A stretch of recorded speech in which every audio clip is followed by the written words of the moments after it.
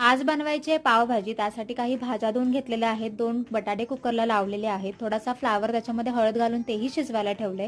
त्यानंतर आपल्याला करायची आहे थोडीशी चॉपिंग. त्याच्यामध्ये टाकायचे आहेत कांदा आणि लसूण एकत्र चॉप करायचे. लगेचच टोमॅटो कापून तोही चॉपरने व्यवस्थित चॉप करून घ्यायचा आहे. कुकर इथे थंड झालेला आहे. त्याच्यातले बटाटे काढून त्याच्यातच आता एक बीट आपल्याला शिजवायला ठेवायचे. लगेचच इथे सिमला मिरची आणि वाटाणे थोडेसे शिजवून घेतलेले आहेत.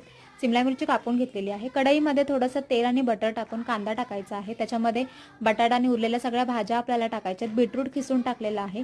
वरून पावभाजी मसाला, काश्मीरी लाल मिरची पावडर, हळद आणि खूप सारी कोथिंबीर टाकून व्यवस्थित मिक्स करायचे.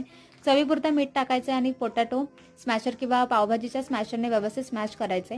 लागेल तसं आपल्याला पाणी घालायचं आणि लिक्विड फॉर्ममध्ये आपल्याला भाजी तयार करायची. वरून थोडंसं गरम मसाला, पावभाजी मसाला ॲड करायचा आहे. पाव गरम करण्यासाठी एका तव्यावर बटर, पावभाजी मसाला आणि कोथिंबीर टाकून व्यवस्थित पाव आपल्याला गरम करून घ्यायचे. तर इथे आपली पावभाजी जी आहे ती तयार झालेली आहे.